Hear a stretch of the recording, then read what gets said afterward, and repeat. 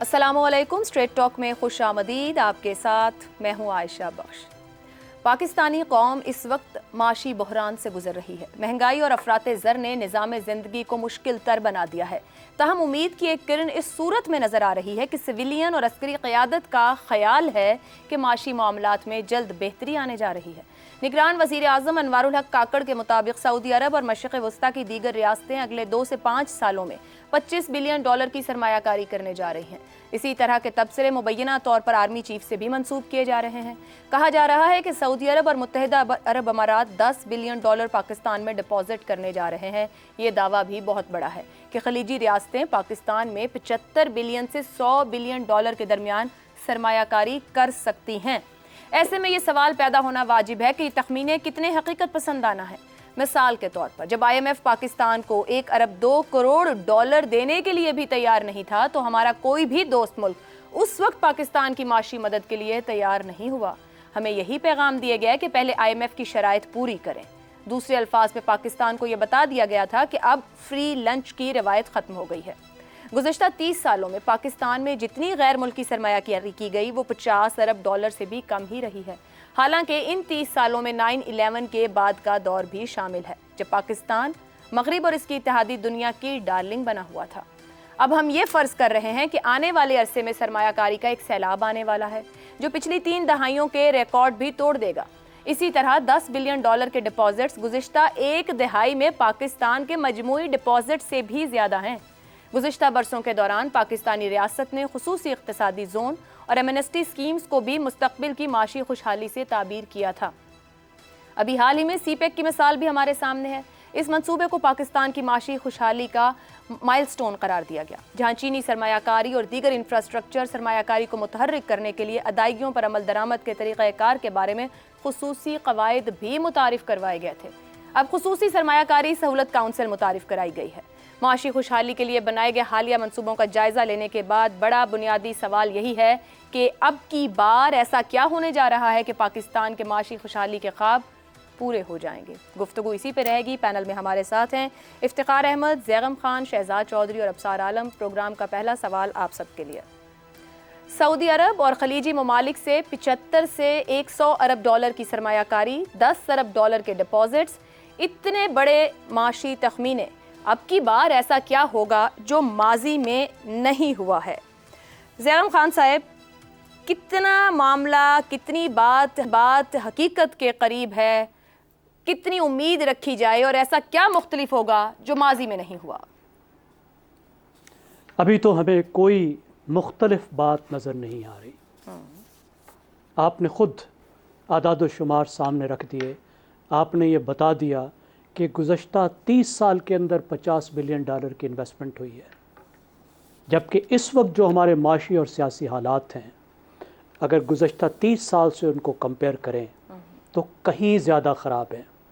और इस वक्त ऐसी हालात हैं कि पाकिस्तान के अपने इन्वेस्टर भी इन्वेस्ट करने को तैयार नहीं हैं। अगर ये पैसे आते हैं, हम पहले देख लेते हैं कि क्या ये आएंगे। फ़र्ज़ कर लेते हैं 1 मिनट के लिए, अगर आते हैं तो उम्मीद तो बहुत बड़ी है।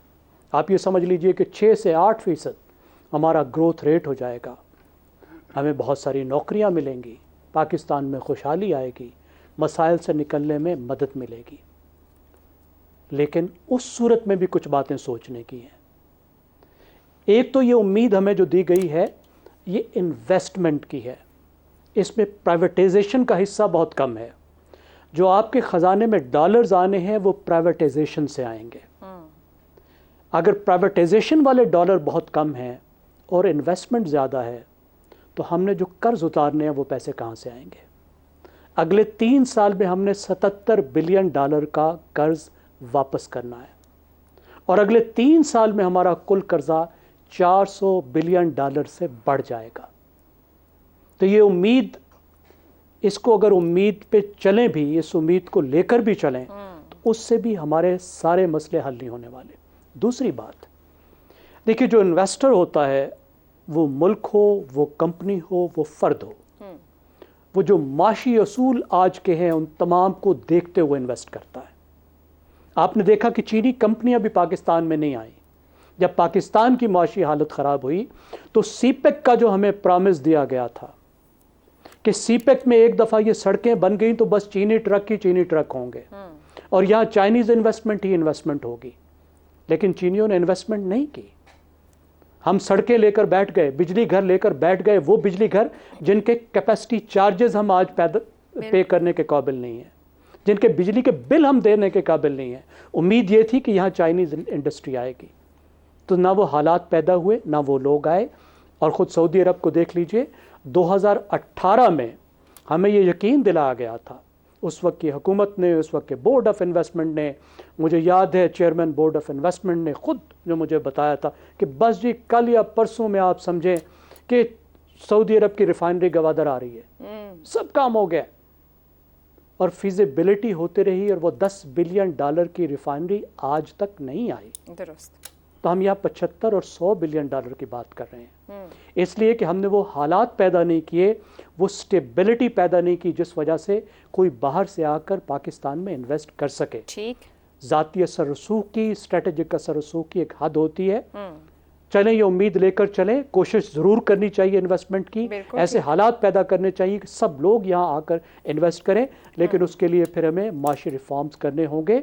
उस सड़क पे हमें चलते रहना चाहिए, सियासी इस्तेकाम की तरफ हमें जाना चाहिए और साथ जुडिशल रिफॉर्म भी करने चाहिए।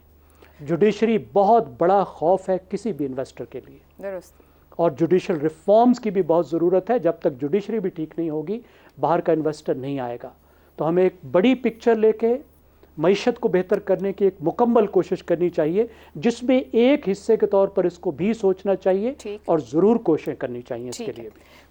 कोशिशों की बात हो रही है, और ये इफ्तिखार साहब मैं सवाल को ऐसे रखूं कि एक माजी भी है, अभी जिसकी बात भी हो गई, सीपेक है, टैक्स एमनेस्टीज़ हैं, स्पेशल इकोनॉमिक जोन्स की बात कर ली जाए, अवाम तक समरात नहीं पहुंच पाते हैं। बड़े बड़े प्रोजेक्ट्स का ऐलान होता है, कुछ चीज़ों का आगाज़ होता है, फिर दरमियान में इधर उधर हो जाना। ये जो खुसूसी सरमायाकारी सहूलत काउंसिल बनाई गई है, चले एक कोशिश शुरू होती है, मामलात आगे बढ़ते हैं, अच्छी उम्मीद रखें, अवाम तक असरात पहुँचेंगे? लेकिन सवाल तो वही है ना जो ज़ैम खान साहब कहते हैं कि सरमायाकार कोई भी भला आए, फ़र्द आएँ, हुकूमतें आएँ, कंपनियाँ आएँ, वो उनका और इशू है। हमारा इशू और है कि हमारी आमदन में इजाफा कैसे होता है, और आमदन भी कौन सी, डॉलर की आमदन, क्योंकि हमने पैसे लोगों के अदा करने हैं। गैर मुल्की आते हैं, उसका फ़ायदा ज़्यादा से ज़्यादा ये हो सकता है कि लोगों को रोज़गार के ज़राए मिल जाएंगे, लेकिन गैर मुल्की यहाँ से प्रॉफिट कमा के अपने मुल्क में वापस लेके जाएंगे। हमें अपने अकाउंट्स में पैसे चाहिए, उस पर मुझे इस सारे मामले में नज़र कोई चीज़ नहीं आ रही। फ़र्क है कि सरमायाकारी का लफ्ज़ आप इस्तेमाल कर रहे हो, और पहले हम कहते हैं कर्ज़ा, सिर्फ ये तब्दीली है ना पैसों में। लेकिन सवाल है कि पैसे आप अदा कैसे करोगे, कौन सी ऐसी चीज़ें पैदा करेंगे हम अपने सेक्टर में एग्रीकल्चर के कि हम अपना एडिबल ऑयल्स का बिल कम कर लें, हम अपने गंदम के को ज़्यादा पैदावार, एग्रीकल्चर है, माइनिंग है, IT जिन सेक्टर्स 3-4 बड़ों की बात हो रही है। तो भाई बात तो हो रही है ना, लेकिन सवाल है कि ये तो पहले भी हमारे पास चीज़ें मौजूद थी, तो पहले हमने इनको क्यों नहीं इस्तेमाल किया। और ये बात भी बिल्कुल दुरुस्त है कि ये ऐसे नहीं चलेगा जब तक पाकिस्तान के अंदर सियासी तौर के ऊपर इत्मीनान नहीं पैदा होता और लोगों को यकीन नहीं होता कि पाकिस्तान के अंदर कुछ सिविल वॉर नहीं हो जाएगी या पाकिस्तान सिविल वॉर के दहाने पे नहीं खड़ा हो जाएगा। कोई भी ऐसी सरमायाकारी नहीं करेगा जिससे आगे हम पैसे कमाने के प्रोसेस से आगे जाएं। ये लोग जो सरमाया पैसा लगाने आ रहे हैं ना, ये कारोबार करने के लिए आ रहे हैं, अपना कारोबार की, ये अपने कारोबार के लिए आ रहे हैं, मेरे के लिए नहीं आ रहे। मसलन वो आके हमारी ज़मीनों को आबाद करके गंदम पैदा करके अपने मुल्क में ले जाना चाहते हैं, क्योंकि उनकी गंदम की ज़रूरत है। हमसे सिर्फ ये बहस हो रही है कि अगर हमें गंदम देंगे तो किस रेट पे हमें गंदम पैसे दे जाया करेंगे। भाई ये बात है ना। फिर मसला ये है कि वो पैसों में देंगे, they are not going to pay you in the dollars, are they going to pay in the dollar, मुझे किसी ने नहीं बताया। बड़ी मज़े की बात है कि सारी डिबेट के ऊपर मुझे सिर्फ एक ज़री फार्म दिखाया गया कि वहाँ पे सब बैठे हुए हैं और वहाँ पे मशीनें चल रही हैं और एक प्रेजेंटेशन हो रही है। उस प्रेजेंटेशन के बाद मुझे किसी ने नहीं बताया कि भाई ये जो ज़मीनें हमने लोगों को देनी है, ये जो हम अपने दे रहे हैं, माइंस उनको लोगों को दे रहे हैं, इसका फ़ायदा मुझे क्या होगा। भाई इसकी भी तो कोई पिक्चर तय की गई होगी ना। और अगर तय नहीं की गई तो फिर तय करो, ताकि मेरा कॉन्फिडेंस भी बढ़े, और जब मेरा कॉन्फिडेंस बढ़ेगा तो फिर तो बात आगे जाएगी। और मुझे उम्मीद दिलाओ कि ये जो हम देने लगे हैं इसे डॉलर्स आएंगे, और वो डॉलर्स जो हैं हम अपना कर्जा उतारेंगे और इस कर्जे के अजाब से बच जाएंगे। लेकिन ज़ैगम खान साहब का जो ख्यालात हैं वो मुतमिन नहीं है सारी सूरत हाल से। वो कहते हैं कि जब तक सब कुछ नहीं बदलोगे कुछ नहीं ठीक होगा। तो सब कुछ बदलना तब तक मुमकिन नहीं जब तक सियासी तौर पे इस्तेहकाम पाकिस्तान में नहीं आता। ठीक हो गया। शहजाद साहब, स्टेबिलिटी की बात हुई है, सियासी इस्तेहकाम की बात हुई है। चीन और भारत हमारा हमसाया मुल्क है, बेहतर माहौल मौजूद है, स्टेबिलिटी है, माशी माहौल, इंफ्रास्ट्रक्चर, सस्ती लेबर, मुराद सब कुछ है। उनको छोड़कर यहाँ क्यों सरमायाकारी होगी? और साथ ही फिर सऊदी अरब का तो मईशत वाइज पैराडाइम शिफ्ट भी हो चुका है। कल को शायद उन्हें हमारी ज़रूरत थी, आज वो ज़रूरत ना हो। बहुत से मामला सॉर्टेड आउट होकर उन्होंने अपना डायरेक्शन को चेंज किया है। वो क्यों कोई भी मुल्क अपने डिपॉजिट करेगा या यहाँ पर इतना पैसा रखेगा या इन्वेस्ट करेगा जब इस्तेहकाम ही मौजूद नहीं? बिल्कुल, बात आपकी सही है। देखिए, पहली बात तो ये याद रखें कि वो जो रिफाइनरी और जो इन्वेस्टमेंट सऊदी अरेबिया ने पहले वादा किया था वो 10 अरब डॉलर की थी पाकिस्तान में, जो ग्वादर में रिफाइनरी की शक्ल में आना था। जब वो वादा हमारे साथ किया या जो अंडरस्टैंडिंग की, उसके बाद इंडिया के साथ जब इंडिया के नरेंद्र मोदी विजिट किया सऊदी अरेबिया, रियाद गए, तो वहाँ पर जो उनकी सऊदी प्रिंस हैं और उनकी गवर्नमेंट है, उन्होंने 75 अरब डॉलर, हमारी तरफ 10 अरब डॉलर, इंडिया में 75 अरब डॉलर की इन्वेस्टमेंट का वो मेमोरेंडम साइन किया है, MOU जैसे कहते हैं। तो ये है फ़र्क जो कि एक मार्केट का जो आप जिक्र कर रही हैं, चाहे चाइना हो, चाहे इंडिया हो, या पाकिस्तान के जो हालात हैं, शायद पाकिस्तान हजम ही शायद इतने कर सकता है। ये जो $75 का जिक्र आप कर रही हैं, ये 5 साल पे मुहित है, ये 5 साल में आना है। किसी ने आपके हाथ में पैसे डॉलर दे नहीं देने पहले दिन, जिसकी वजह से चाहे वो 10 अरब डॉलर की बात क्यों ना हो। मेरा ख्याल है वो 10 अरब डॉलर में से भी वो जो एडजस्टमेंट ऑलरेडी हो चुकी हुई है, जो कि उन्होंने रोल ओवर किया है, वो भी शामिल होगा, और उसके बाद शायद किसी वक्त में 2 साल के लिए शायद रोल ओवर हो, वो 10 अरब डॉलर बन जाएगा। तो शायद हाथ से पैसा एक भी नहीं देंगे आपको। और ज़ैगम साहब ने बिल्कुल सही कहा कि ये पैसा इन आर हैंड है, जो कि हमें मैटर करता है। इन्वेस्टमेंट आए, सौ बिस्मिल्लाह आए, जहाँ पे उन एरियाज में आए जहाँ पर कि हमें फ़ायदा होगा। लेकिन कुछ हमें माजी के अपने तजर्बात से ज़रूर सीखना चाहिए। CPEC का 64 अरब डॉलर का हमें वादा किया गया चाइना की तरफ से। हिमालय से ऊंचा दोस्त और पता नहीं समंदरों से गहरी दोस्ती और शहद से मीठी, 32 अरब डॉलर पे आके ख़त्म हो गया।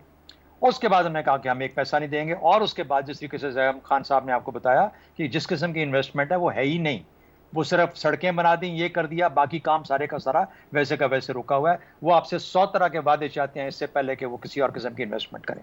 उनके जो पावर हाउसेज आए, वो power houses independent power plant जो कि वहाँ से रिटायर हुए थे, उन्होंने रिटायर किए कार्बन की वजह से, एक्सेस कार्बन की वजह से पाकिस्तान के यहाँ आके लगा दिए, और अभी भी उससे पैसा बनाए जा रहे हैं, कमाए जा रहे हैं। ये हकायक हैं। रेकोडिक में जो हुआ वो हमारे सामने है। किस तरह हम उसमें से बचे उसका हमें अंदाजा होना चाहिए। तो जो भी हम वादा करें और जो उनसे किसी भी इन्वेस्टर से बात करें, उसमें काइंडली ये ना देखें कि अच्छा कितने अरब डॉलर मैं लेके आ रहा हूँ या कितने अरब डॉलर आ रहे हैं। ये देखें कि आप दे क्या रहे हैं उसके बदले में, और जो दे रहे हैं क्या उसको बचाया जा सकता था, बेहतर तौर पे हम बचा सकते थे, बेहतर कीमत अदा कर सकते, सस्ते तो नहीं बिक रहे फिर से। Are we selling ourselves short, ये है सबसे बड़ा सवाल। और इसके ऊपर ये हाइप बना के कि अच्छा हमें इतनी बड़ी इन्वेस्ट जरूर आए। सिमिलरली ग्रीन रेवोल्यूशन जो आना है, देखें समझदारी के साथ, वो जमीन मत दें जो ऑलरेडी प्रोडक्टिव है। अगर जमीन कन्वर्ट करनी है तो वो जमीन कन्वर्ट कराएं, और वो पानी के तरीके बनाएं जहां पर अभी पानी नहीं पहुंचा। वो जमीन जो अभी तक नहीं इस्तेमाल हो पाई, उसको अगर हम काबिल काश्त बना सकते हैं किसी और के पैसे से, तो पाकिस्तान का भला हो सकता है। ये तमाम चीजें सोचनी पड़ेंगी। 3 चीजों की देखिए, आपने जिक्र किया सिविलियन और फौजी जो लीडरशिप है उनका आपस में ये रब्त था जिसकी वजह से आया। नहीं, एक चीज तब्दीली करूंगा, सियासी और फौजी लीडरशिप का। याद रखें पिछले 1 साल से काम हो रहा है इसके ऊपर, जिसमें शहबाज शरीफ साहब की जो PDM की गवर्नमेंट थी वो बिल्कुल इक्वली हिस्सेदार थी सारी प्रोसेस का। इसलिए ये कंटिन्यूटी चाहिए होगी इलेक्शंस के बाद भी। इसलिए मैं बार बार कहता हूं कि कंटिन्यूटी की तरफ देखिए, क्योंकि ये सब का सब जो है एक निज़ाम के तहत इंट्रोड्यूस किया जा रहा है। और दूसरी बात में आगे अगले हिस्से में जब बात करेंगे कि सियासी जो मैं इंक्लूड कर रहा हूं उसकी वजह क्या है। दूसरा, पैसा आपके हाथ में नहीं आ रहा, जैसे हमने कहा, आपको अपना पैसा खुद बनाना पड़ेगा, डॉलर अपने कमाने पड़ेंगे। जो जा रहा है वो हम जाने दे सकते हैं, या अच्छी कीमत पे जा रहा है या हमारे फायदे में जा रहा है कि नुकसान में तो नहीं उठा के लोग ले जा रहे हैं यहाँ से। जो भी है, रेकोडिक है या ग्रीन रेवोल्यूशन है, उसका भी ध्यान करना पड़ेगा। इन 3 चीजों की के साथ फिर हम उम्मीद रख सकते हैं। शहजाद जी साहब, मुझे फरमाइए। ये भी बताएं कि ये जो आप उनको ज़मीनें देना चाह रहे हैं, जो माइंस देना चाह रहे हैं, इसके बदले में क्या शराइत क्या है, हमें ये तो बताएं ना। मतलब अगर वो आगे गन्ना पैदा करते हैं, अगर कॉटन पैदा करते हैं, अगर सब्जियां पैदा करते हैं, फल पैदा करते हैं, वो ले जा रहे हैं अपने मुल्क में, उनकी ज़रूरत है, हमारा उनका एग्रीमेंट क्या है? हाँ बिल्कुल, इफ्तिखार साहब इस पे आप भी जरा थोड़ी सी तहकीक कीजिए, मैं भी जरूर करूंगा, हम जैगम साहब को भी बोलेंगे तहकीक करें, और हम सब किसी ना किसी मौके पे लाके इसको अपने प्रोग्राम में जरूर डिस्कस करें कि क्या चीज है जो कि ये बनने जा रही है। काश के मैं चीफ ऑफ आर्मी स्टाफ होता और आपको जवाब दे देता। ठीक है, लेकिन मैं इस गुफ्तगू से यहाँ पहुंची, जैगम साहब ने जो कर्जों का हजम बताया और तमाम मामलात रखे, और जब अभी शहजाद साहब ने भी गुफ्तगू की है, जो इन्वेस्ट कर रहा है जाहिर बात है वो इन्वेस्टमेंट कर रहा है अर्न करने के लिए, ऐसे तो कोई देगा नहीं, हमने अपनी अर्निंग कैसे करनी है एक अहम सवाल है। अब सार साहब, स्टेबिलिटी की बात बहुत अहम है, कोई आए वो इन्वेस्ट करे, प्रोजेक्ट्स आते हैं कंप्लीट नहीं होते, हमें खुद अपने आप को कितना देखने की ज़रूरत है, और अगर कोई इन्वेस्टमेंट आ रही है क्या अवाम तक उसका असर जाएगा, क्योंकि जो कुछ बताया जा रहा है ऐसा क्या होगा जो माजी में नहीं है, मतलब हम इसे फ्रूटफुल तौर पे देख सकें। जब तक कोई चीज़ कंक्रीट सामने ना आ जाए मैं तो इस पे यकीन नहीं कर सकता। मेरे दोस्त ज़्यादा समझदार हैं मुझसे, तो वो तो समझ रहे हैं कि आ गई है तकरीबन, और उसके बाद प्लान भी 5-6 साल का हमारे सामने आ गया। लेकिन मुझे तो, मैं नहीं समझता इस्लामाबाद में किसी भी रिपोर्टर को या जर्नलिस्ट को बुला के किसी ने कोई ब्रीफिंग दी है, कोई मुआहदा हुआ है सऊदी हुकूमत ने या कतर हुकूमत ने या यूएई हुकूमत ने कोई अनाउंसमेंट की है, मैंने नहीं सुनी। आपने सुनी हो तो हो सकता है। हाँ, व्हाट्सएप पे बहुत सारी चीज़ें चल रही हैं, वो जो मैं भी देख रहा हूँ, मुझे भी आती रहती हैं, तो उस पर तो मैं यकीन नहीं कर सकता। सीइंग इज बिलीविंग, सीधी सी बात। वजीर आजम पाकिस्तान अनवारुल हक काकड़ साहब सहाफियों से मुलाकात में ये बात कह रहे हैं, उनके पास कोई डॉक्यूमेंट्स होंगे, कोई बातचीत हो रही होगी तो वो इतनी बड़ी बात कह रहे हैं। तो शेयर कर लें डॉक्यूमेंट्स फिर, मतलब इसमें छुपाने वाली क्या बात है? ये कोई चोरी कर रहे हैं? एक अच्छा काम हो रहा है मुल्क के लिए, मार्केट ऊपर जाएगी, हमारी करेंसी स्ट्रांग होगी, लोगों में उम्मीद आएगी अगर ऐसा कुछ हो तो। वो तो नहीं, मैं ऐसा तो कुछ नहीं है, खाली बातें तो मुझे आप वज़ीर आज़म बना दें, मैं देखें कितनी अच्छी अच्छी तकरीरें कल करके दिखाऊंगा आपको। ये बात नहीं है, बात है हमारा एक सादा सा मसला है। हम चाहते हैं कि जितना भी कुछ इस मुल्क में हुआ है ना गलत, वो मैं चाहता हूँ मैं अपने मुखालिफ पे डाल दूँ, मेरा मुखालिफ चाहता है वो मुझ पे डाल दे। सिविलियन मिलिट्री को कहते रहते हैं, मिलिट्री सिविलियंस को कहती रहती है, तो हम कलेक्टिव रिस्पॉन्सिबिलिटी लेने के आदी नहीं है। दूसरा मसला ये है, हम चाहते हैं कि एक रात को मैं सो जाऊं गोली खा के अफीम की, और सुबह उठूं ना तो एक मसीहा लैंड कर चुका हो दमिश्क के मीनार पे, और वो सीधा पाकिस्तान आए वहाँ से जहाज़ लेके, और यहाँ आके ना ऐसे यहाँ पे हर चीज़ सुबह ठीक हो जाए। ऐसे नहीं होगा।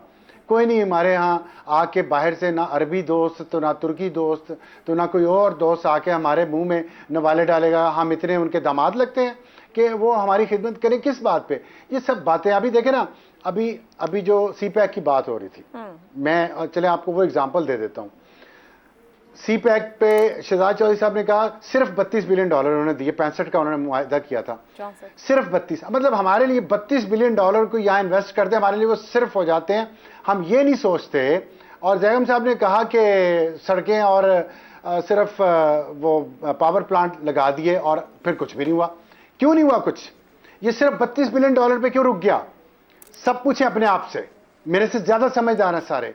मैं बोलूंगा तो आप लोग कहेंगे कि मेरी सुई अटकी हुई है एक जगह पे। मेरी सुई नहीं अटकी हुई। जी जैगम साहब, मैं लेती हूं। 2014 में धरना इस इस्लामाबाद में किसने अरेंज करवाया था ताकि चाइनीज प्रेसिडेंट यहां विजिट ना कर सके? सड़कें बनना, बिजली घर बनना, हम भूल जाते हैं ना, हमारी याददाश्त कमजोर है, बेसिकली मेरी भी कमजोर है। उस वक्त सबसे बड़ा मसला पाकिस्तान का लोड शेडिंग थी, हमें ये भूल गया 2013 में। इसलिए बिजली के कारखाने पहले लगे, महंगे लगे, और वो पहला फेज था। दूसरा फेज था, हमने इकोनॉमिक जोन्स बना के दे रहे थे चाइना को, इकोनॉमिक जोन्स मोटरवेज के साथ साथ, जिसपे उन्होंने अपनी जो उनकी इंडस्ट्री आउटडेटेड हो रही है उनके ख्याल में, और वो लो लेवल की इंडस्ट्री है, वो उन्होंने पाकिस्तान शिफ्ट करनी थी। उसमें हमारी एम्प्लॉयमेंट, क्योंकि हमने अपनी कौम को कुछ सिखाना तो है नहीं, तो जो थोड़ा बहुत हमें आता था वो उन्होंने कहा आप इंडस्ट्री हम यहाँ ला के लगाएंगे। वो तीसरा फेज था। इकोनॉमिक जोन्स बनाए हमने, उसमें उनकी इंडस्ट्री। आपने क्या किया? यहाँ पे 2014 के धरने के साथ ही यहाँ चंद लोगों ने, जिनको मैं फिर कहता हूँ वो बदनीयत और इस मुल्क के असल गद्दार वो हैं, उन्होंने तबाह कर दिया इस मुल्क पे कि इस मुल्क पे कोई एतबार ही ना करे। वो दौरा कैंसिल करवाया और फिर ना इकोनॉमिक जोन्स बने, ना यहाँ स्टेबिलिटी आई और ना ही वो अगले फेज सारी चाइनीज कंपनियों को आपने भगा दिया। सर साहब वही सवाल हो गया ना, कोई प्रोजेक्ट क्यों लेकर आएगा? अगर उसको मिलेगा नहीं कुछ तो क्यों प्रोजेक्ट लेकर आएगा अपना? और तो यही कह रहे हो ना, हमारी गलती है भाई, हमारे अंदर प्रॉब्लम है, हमें अपने आप को दुरुस्त करना, सबको करना पड़ेगा। तो यही पूछ रही हूँ कि आपकी बार कुछ बदलेगा, कुछ मुख्तलिफ होगा, नहीं होगा? कुछ नहीं बदला, कुछ नहीं बदला ना। ठीक हो गया। नहीं, जब तक सियासी इस्तेहकाम नहीं आएगा, जब तक सियासी इस्तेहकाम नहीं आएगा इस मुल्क में, जब तक जो भी आइन हमारा लिखा है उसके मुताबिक नहीं चलेंगे, कोई दुनिया का शख्स मुल्क हम पे एतबार नहीं करेगा। सीधी सी बात है, जो मर्जी कर लेंगे।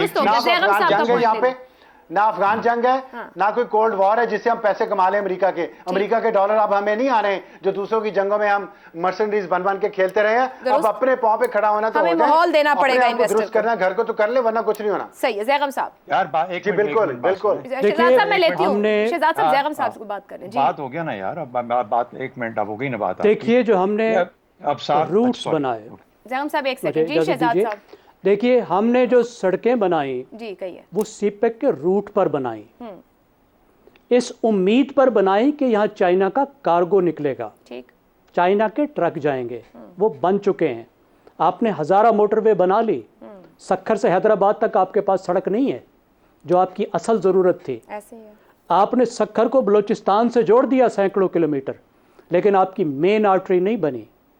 आपने मेन अपनी जो रेलवे थी उस पर इन्वेस्ट नहीं किया। आपने इंतहाई महंगी अर्बन रेलवे लाहौर में बना दी जिसको आप अफोर्ड ही नहीं कर सकते थे। इसका सिविल मिलिट्री से ताल्लुक नहीं है, ये hope for strategy, wrong planning.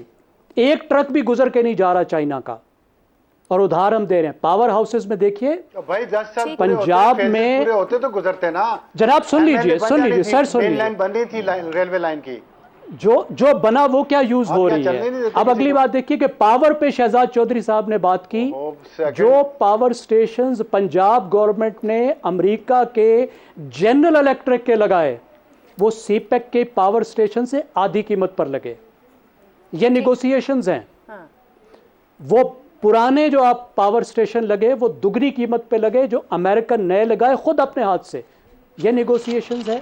और जो आईपीपी के मुआहदों में गलतियां की थी सारी वो वाली की। और मैं मजीद ऐड करूंगा कि अबसार साहब ने जो कहा है मुझे उससे भी इत्तफाक है। ठीक हो गया। जो पॉलिटिकल टर्माइल क्रिएट किया उससे बहुत नुकसान पहुंचाया, but that's part of the story. ठीक है, part of the story. Shehzad story देखिए, मैं मुख्तसरन ये कि मैं अबसार साहब के जज्बाती होने पे तो कमेंट नहीं कर सकता, लेकिन 2 चीजें मैं जरूर वाजे करना चाहता हूँ। पहली बात है, मैंने हरगिज ये नहीं कहा कि ये पैसे हमारे पास आ गए या 5 साल में आ जाएंगे। ठीक है। मैंने आपको ये बताया जो कि गवर्नमेंट ऑफ पाकिस्तान ने लोगों के सामने, गवर्नमेंट ऑफ पाकिस्तान ने अनाउंसमेंट्स के थ्रू, अपनी तकरीरों के थ्रू और जो इंडिविजुअल इंटरेक्शन हुआ उसके थ्रू लोगों को बताया, और पूरे पाकिस्तान में प्रेस ने कवर किया, मीडिया ने कवर किया, सोशल मीडिया पे कवर नहीं हुआ। दूसरी बात, जब 64 अरब डॉलर हमें कमिट किया चीन ने, तो चीन के प्रेसिडेंट शी जो हैं 2 साल पहले ईरान गए, 450 या 550 अरब डॉलर की इन्वेस्टमेंट ईरान के अंदर प्रॉमिस करके आए। तो थोड़ा सा एक कंपैरिजन कर लिया कीजिए। और मैंने हरगिज ये नहीं कहा कि पैसा हमारे हाथ में आ गया, मैंने तो ये बताया कि देखना क्या है, किस चीज का ख्याल करना है। उम्मीद की बात कर, एक ब्रेक की तरफ जाना है, लेकिन अगर कोई इन्वेस्ट करने आएगा तो हमें उसे माहौल देना है कि अगर वो इन्वेस्ट करने आ रहा है तो उससे अर्न भी कर पाए, और उसके लिए ये हकीकत है कि पॉलिटिकल स्टेबिलिटी की मुल्क में अशद जरूरत है। एक ब्रेक लेनी है, ब्रेक के बाद एक और अहम मामले पर गुफ्तगू रहेगी। प्रोग्राम में एक बार फिर खुशामदीद। निगरान हुकूमत ने बड़ा फैसला करते हुए बिजली चोरी की रोकथाम के लिए क्रैकडाउन शुरू करने का ऐलान किया है। इस मकसद के लिए खुसूसी अदालतें जबकि सूबाई और जिलाई सतह पर टास्क फोर्सेस भी बनाई जाएंगी। खुसूसी अदालतों के क़याम का ऑर्डिनेंस 2-3 हफ्तों में जारी कर दिया जाएगा। बिजली चोरी में मुलव्विस अफसरान तब्दील कर दिए जाएंगे। जिन इलाकों में बिजली चोरी से 30 से 60% नुकसान हो रहा है, वहाँ की मैनेजमेंट प्राइवेट सेक्टर को देने पर भी गौर किया जा रहा है। जबकि दूसरी तरफ डॉलर स्मगलिंग, ज़ख़ीराअंदोज़ी के खिलाफ भी क्रैकडाउन शुरू करने का अहम फैसला ले लिया गया है। वज़ारत दाखिला के दावे के मुताबिक इस जुर्म में मुलव्विस सहूलतकारों और सरपरस्तों की निशानदही कर ली गई है। वज़ारत दाखिला का कहना है कि सामान और करेंसी की गैर कानूनी नकलो हरकत की इजाज़त नहीं होगी। अजनास और करेंसी के कारोबार को तब्दील किया जाएगा, जबकि ज़मीनी, समंदरी और हवाई अड्डों पर निगरानी का निज़ाम भी अपग्रेड होगा। निगरान हुकूमत की तरफ से बिजली चोरी, डॉलर की ज़ख़ीराअंदोज़ी और स्मगलिंग के खिलाफ ऐसे इक़दामात का पाकिस्तान के आम शहरी भरपूर तौर वेलकम ही करेंगे।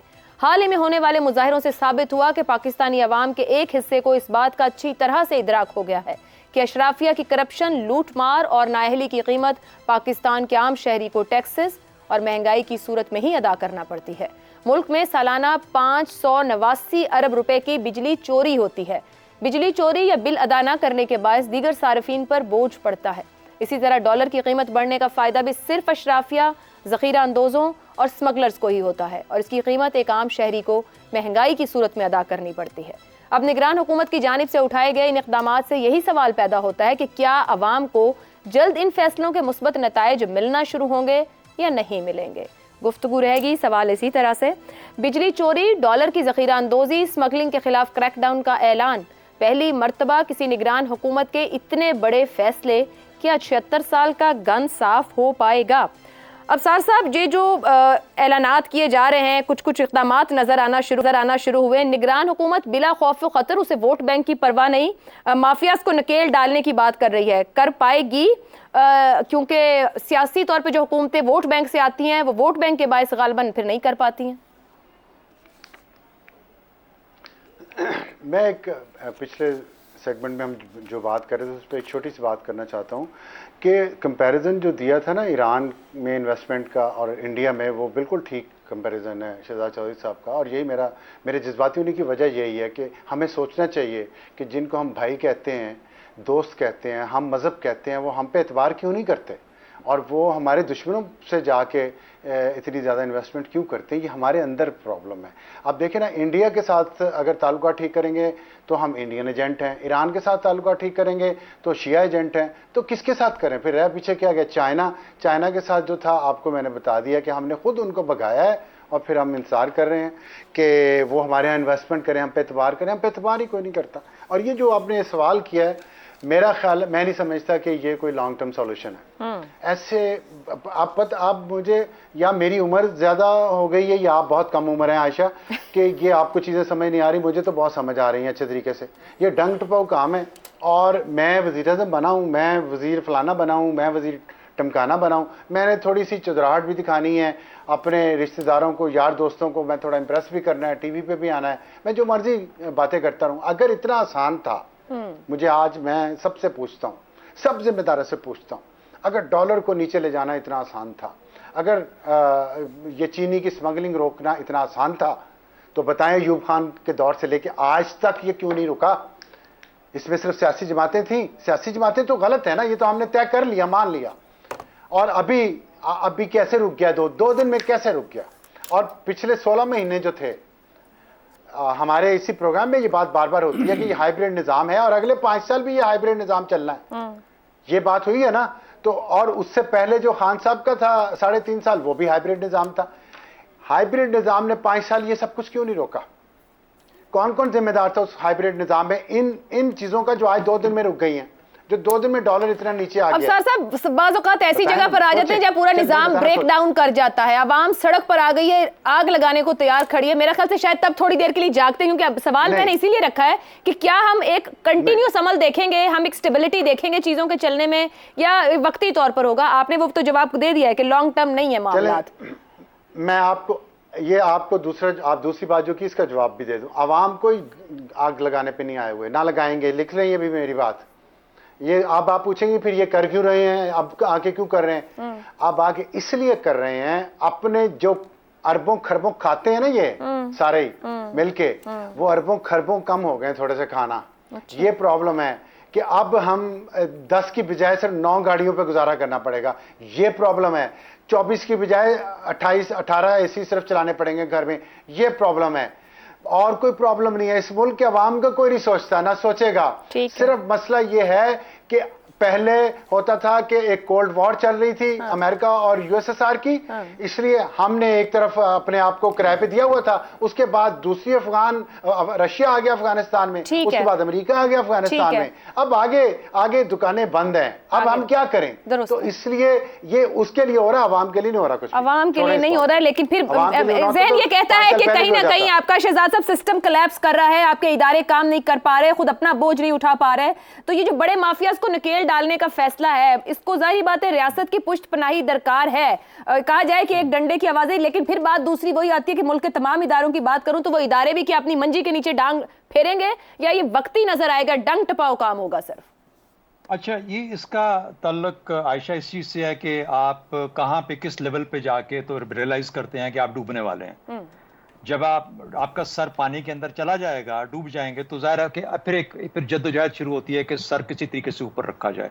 तो हमने 75 साल कह लें, 40 कह लें, 30 कह लें, जिसका मर्जी जितना दौरानिया डाल लें, यूब खान से शुरू कर लें, उससे पहले के साल माफ कर दें, लेकिन जो भी है वो ये है कि उस वक्त तक तो हमने जहां तक इसको चूसना था, इस मुल्क को चूस लिया है सब ने मिलके, जिसने चूसना जितना चूसा जा सकता। अब है पानी के नीचे डूबने का मकाम, उससे बचने के लिए अब हाथ पांव मारे जा रहे हैं। तो ये बुनियादी तौर पर ये चीज़ है, ये रियलाइजेशन कि भाई अब और कुछ नहीं रह गया, अब उठना पड़ेगा, अपने जोर भी कुछ ना कुछ करना पड़ेगा, पहली बात। दूसरी बात, ये जो हम प्रोग्राम इस यहाँ करते हैं, ये मेरा और अबसार का कोई डिबेटिंग या अपनी सोच का मुकाबला नहीं है। मैं एड्रेस करता हूँ सिर्फ और सिर्फ सवालात को जो आप करती हैं, और अबसार अपने तौर पे उसको एड्रेस करते हैं। तो मेरा ख्याल है कि वो जो पैगाम जो जाए, खुदा न खास्ता अगर जा रहा हो कि शायद अबसार ने बोला है तो अब शहजाद बोलेगा, तो शहजाद ने बोला है तो अबसार बोलेगा, मेरे ख्याल में वो एक नेगेटिव तरीका है। और हम लोगों के अंदर एक बेहतर और पॉजिटिव अंडरस्टैंडिंग क्रिएट करना चाहते हैं। हम ये नहीं करना चाहते कि हम लगे कि ये अबसार वर्सेस शहजाद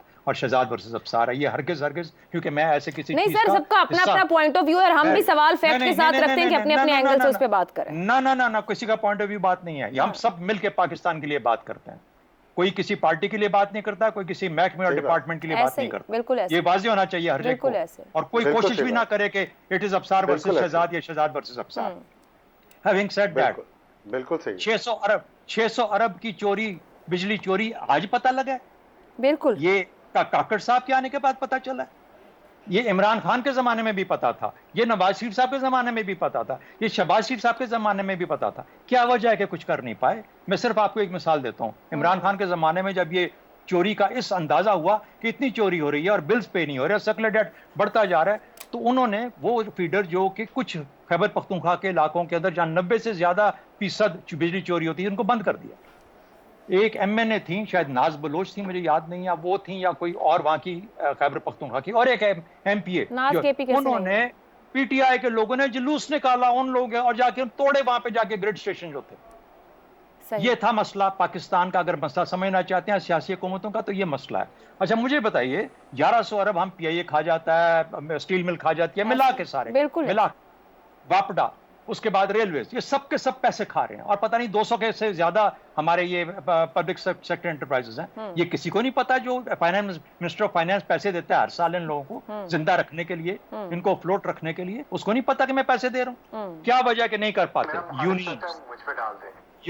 यूनियंस जो हैं वो नहीं करने देती। खौफ है कि यार मेरा सियासी मफाद कुर्बान हो जाएगा, पाकिस्तान और इसके अवाम के। आज पाकिस्तान और इसके अवाम उस जगह पहुंच गए जहां ये डूबने वाले हैं, और ये जोर लगाना पड़ रहा है कि किसी ना किसी तरीके से इनको जिंदा रखो, वरना खुदा न खास्ता कौम भी जाएगी, रियासत भी जाएगी। रिपब्लिक रियासत को खुदा न खास्ता सबसे बड़ा नुकसान है। ठीक है, तो मेरा ख्याल है कि हमें इस चीज को, ये वजह है कि सियासी हुकूमतें नहीं कर पाती और ना करना चाहती हैं, ये उनकी नीयत का मसला होता है। लेकिन यहाँ पे आके अब ऐसा बीच में गैप आया है, जो कि हम हमेशा कहते हैं कि यार ये जब माशाल्लाह गवर्नमेंटें आती हैं, क्यों नहीं करती हैं काम? क्यों नहीं करती? वो भी कॉन्स्टिट्यूएंसीज के चक्कर में रुक जाती हैं, उनको भी सियासी सपोर्ट चाहिए होती है। ये ऐसा मौका है जहां पे इन्होंने किसने टेक ओवर किया है। मैं एग्री करता हूं कि इसके ऊपर कंसिस्टेंसी चाहिए। कब तक चलेगा, कितना कोई करेगा, फिर पता चलेगा कि सक्सेसफुल होता है, कब तक करेगा और कितना चल सकेगा। इफ्तिखार साहब ये कहिएगा कि अगर ये अभी होता है, निगरान हुकूमत एक कर रही है, और हमने अभी सियासी मफाद और सियासी हुकूमतों की भी बात कर ली, इदारे आज कहाँ खड़े हैं, तो आम आदमी का जमहूर और मुंतखब हुकूमतों पर जो एतमाद है वो मजबूत होगा या मजरूह? आम आदमी तंग है अपने इस वक्त, जो उसका जिस तंगी के नीचे वो है। आम आदमी तो पहले भी जमहूरियत के हवाले से मेरा ख्याल है कि हार्डली 50% लोग आते हैं वोट डालने के लिए पोलिंग स्टेशन पे, और कुछ जगह पे कोई शायद ज़्यादा हैं, अगर कुछ कॉन्स्टिट्यूंसीज हों तो वो 59-60 है। लेकिन बाकी आप पूरे मुल्क में जो इतनी भी कौमी असम्बली हैं वो देख लें उसके क्या रिज़ल्ट है। आम लोग तो पहले भी सारे सिस्टम से बाहर बैठे हुए हैं, वो सिस्टम में पार्टिसिपेट ही नहीं कर रहे। माशी तौर पे डूब रहे हैं अब। नहीं, देखो माशी तौर पे सारे ही डूब रहे हैं, कोई भी नहीं बचेगा। अगर ये जिस तरह कह रहे हैं शहजाद साहब कि अगर पानी गर्दन से ऊपर जा रहा है तो सारे डूबेंगे, ये लुटेरे भी डूबेंगे। हम होंगे तो हमें लूटेंगे ना, और अगर हम ही नहीं होंगे तो लूटेंगे किसको? भाई ट्रेनें खड़ी कर दी जाएंगी सड़क के ऊपर या पटरियों के ऊपर, तो फिर क्या लूटेंगे? जहाज तो पहले नहीं उड़ रहे, तो उसमें जो लूट मार कर रहे थे वो तो उनको मिल नहीं रही। और स्मगलिंग का तभी तक ही ना, अगर ट्रकों के पास पेट्रोल है ट्रक चलाने का, ये बातें गलत हैं। देखें, ना तो हम इंकलाब ला सकते हैं, ना ही हमारे में इंकलाब लाने की सलाहियत है, और ना ही हमारे पास कोई इंकलाबी लीडर है, और ना ही हमारे पास कोई इंकलाबी प्रोग्राम है। ये सारी बातें जो हैं ये इसलिए हो रही हैं, जो शहजाद साहब ने कहा, हम डूब रहे हैं, और डूबते वक्त आदमी हर किस्म का हाथ पांव मारता है। शायद उसके हाथ में कोई लकड़ी का टुकड़ा आ जाए, कोई टिंका आ जाए जिसका सहारा लेके वो आगे इफ्तिखार साहब तो सिर्फ सर ऊपर निकालेंगे, वक्ती होगा, लॉन्ग टर्म नहीं है। मैं ये समझता हूँ कि देखें, ये सब चीज़ें जो आप कह रही हो ना, इनमें से आधे तो नलायकी और नाहली की बिना पर है कि कानून ही कुछ नहीं है। मैं बिजली चोरी का क्या कानून है? और बिजली चोरी को कानून के लिए उसको सजा देने की अदालतें कितनी हैं, और वो अदालतें फैसला कितनी देर में करती हैं? ये अपना डॉलर की जखीरा अंदोजी पर ऑर्डिनेंस के नीचे खुसूसी अदालतें बना रहे हैं। जब बनाएंगे ना, देखो जिस तरह मैंने ये पहले सवाल किया ना कि ये जो हम ज़मीनें शमीनें दे रहे हैं यहाँ पे जो उगा के लोग ले जाएंगे तो हमें क्या मिलेगा? मैंने एक सवाल किया ना, मेरा सवाल किया ना मैंने, जब ऑर्डिनेंस बनेगा ना उस दिन मेरे साथ ऑर्डिनेंस भी डिस्कस कर लेना। सवाल ये है कि स्मगलिंग के खिलाफ क्रैकडाउन करना। ओ भाई, स्मगलिंग रोज़ इनके सामने नहीं हो रही? ये जो हुक्मरान तबका आज है और ये जो बैठे हुए हैं, फैसला कर लिया गया, इजाजत नहीं होगी। इसका मतलब भाई आप ये कहना चाहते हो कि पहले फैसला कर लिया गया था कि स्मगलिंग करनी है, तो यही होगा। फिर जो ये तनकीद है कि इस लूटमार में ये लोग शामिल हैं, तो हमें मत बताएं, ये गलत हो रहा है। आई टेल यू, ये मुल्क के साथ एक बहुत बड़ा बहुत बड़ा खिलवाड़ हो रहा है। यही जी आप बोलो जी। यही वो कॉन्ट्राडिक्शंस हैं इफ्तिखार अहमद साहब, इस हुक्मरान तबके की, जिसको बार बार देखता हूं और फिर जज्बाती होता हूं। कैसे मैं करूं जज्बाती? आज मेरा चांस है जज्बाती होने का, तुम्हारा नहीं। आप आराम से सुकून से बैठो, सुनो।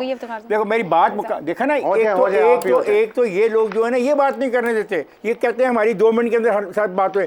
सवाल ये करते हैं साल हर साल पे महीज, और जवाब चाहते हैं 2 मिनट के अंदर। तो भाई 2 मिनट के अंदर मेरा जवाब 2 मिनट के अंदर ये है कि ये चोरी नहीं रुक सकती, ये चोरी नहीं रुक सकती। इस चोरी को रोकने के लिए एक नेशनल डिसीजन करना पड़ेगा, उसमें फिर जिसको भी सजा मिले, जो भी जेल जा सके वो जाए। तो फिर हिम्मत दिखानी पड़ेगी, फिर सिफारिशें नहीं चलेंगी, फिर अंदर के खाने भी सिफारिश नहीं चलेगी और पब्लिकली भी सिफारिश नहीं चलेगी। मैं हमायत करता हूँ इस सारे प्रोजेक्ट की। अगर ये दयानतदारी से शुरू किया जा रहा है, आई एम विद देम। और मेरे और आवाम से मुतालबा करें कि इन लोगों की निशानदेही करें, आप टेलीफोन नंबर्स दें, आप अपने कॉन्टैक्ट नंबर्स दें, लोग बताएंगे कौन चोरी कर रहा है, कहाँ कर रहा है और कैसे कर रहा है। ज़ैगम साहब, 3 दिन में डॉलर 24 रुपए सस्ता होता है, निगरान हुकूमत की पॉलिसी है, डंडे का असर है। और एक इस बात को कमेंट कीजिएगा, नेशनल डिसीजन की बात इफ्तिखार साहब ने कि डिसाइड कर ले। मसाइल के हल हमारे पास यकीनन है, हल जो है वो नाफिज नहीं होते। क्या हमने डिसाइड कर लिया है कि अब नफाज होना है?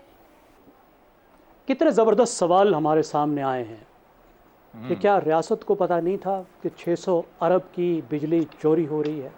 मैं एक सवाल और ऐड कर देता हूँ, क्या हुकूमत को, रियासत को पता नहीं था कि ये जो ताजिर हैं इन्हें 1500 2000 अरब रुपया टैक्स देना चाहिए, 6 अरब नहीं देना चाहिए? बिल्कुल पता था। हमारी अशराफिया ने पाकिस्तान को एक रेंटियर स्टेट बताया है। रेंटियर स्टेट क्या होती है? रेंटियर स्टेट वो स्टेट होती है जो इधर उधर से, पहली तो बात है या तो कुदरती वसाइल हो, वो तेल वेल पे काम चलाए, या फिर कहीं से वो उधार पकड़कर, इमदाद पकड़कर मुल्क चलाए, लेकिन टैक्स ना लगाए, बिजली के बिल ना ले। क्यों?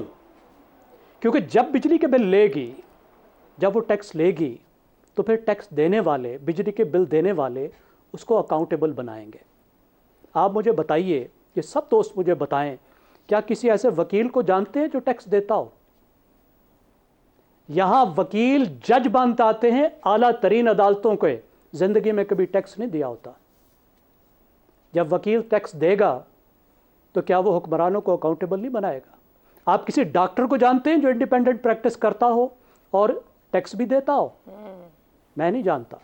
पूरी मिडिल क्लास टैक्स फ्री है अगर तनख्वाहदार नहीं है तो, और एक अच्छी खासी बड़ी तादाद तनख्वाहदार नहीं है। इसी तरह बिजली के बिलों का मामला है, इसलिए किया गया है कि ये वापस में अकाउंटेबल ना बनाए, लेकिन अब ये सिस्टम सस्टेन नहीं कर सकता। नहीं करेगा। I agree. अगर आप टैक्स लगाएंगे तो अशराफिया नहीं बचेगी, नहीं लगाएंगे तो रियासत नहीं बचेगी। अब आपको एक नया सोशल कॉन्ट्रैक्ट चाहिए इस मुल्क में। जिस सोशल कॉन्ट्रैक्ट की मैं बात कर रहा हूं, रेंटियर स्टेट के सोशल कॉन्ट्रैक्ट को, उसको अब ब्रेक करने की ज़रूरत है। अब पाकिस्तान को एक नामल मुल्क बनाने की जरूरत है। ज़ैनब साहब, कतई कलामी की माजरत, क्या सर कतई आप चाहिए पे तो हम सब बात कर लेते हैं, चाहिए और होना चाहिए। स्टेट विद इन स्टेट बन गए हैं ये माफियाज जो बेतहाशा है। क्या रियासत पाकिस्तान अकाउंटेबल कर लेगी? उस डायरेक्शन को तय कर लिया गया है या अभी भी वक्त है तय करने में? देखिए, शहजाद साहब ने जहाँ कहा है कि अब हम जहाँ पे आप पहुँचे हैं तो यहाँ पे अब कोई जगह नहीं है नीचे जाने की। मैंने खुद आपसे अर्ज़ कर दिया कि या ये अशराफिया फिर नहीं बचेगी, इसको बदलाएंगे, या फिर रियासत नहीं बचेगी। हमने रियासत को बचाना है। अब ये काम चल नहीं सकता। कब तक चलेगा? 3 साल में आप 77 अरब रुपए के जो पैसे देने कहाँ कराएंगे? 400 बिलियन डॉलर जो आपके कर्ज बन जाएंगे वो कहाँ से पे करेंगे? बिल्कुल ठीक। अगर पूरे निज़ाम को नहीं बदलेंगे तो ये पैच वर्क नहीं चलेगा। लग रहा है कि एहसास कुछ चीज़ों का हुआ है, लेकिन अब आपको रिफॉर्म करने होंगे और पूरी अशराफिया को आपस में एक नया कॉन्ट्रैक्ट करना होगा। दुरुस्त हो गया, जिसको कहते हैं ना जी एक नई एलीट बार्गेन करनी होगी। नई एलीट बार्गेन करने की बहुत शुक्रिया चारों मेहमानों का। बात एहसास नहीं चाहिए, रिफॉर्म तक ले जाना है और जो क्रैकडाउन किए गए हैं मंतकी तौर पर ये बावर कराना जरूरी है। कोई गलत कर रहा है या जुर्म कर रहा है तो उसकी अकाउंटेबिलिटी और एहतसाब होगा। आज के प्रोग्राम से इतना ही, इजाजत दीजिए, अल्लाह हाफ़िज़।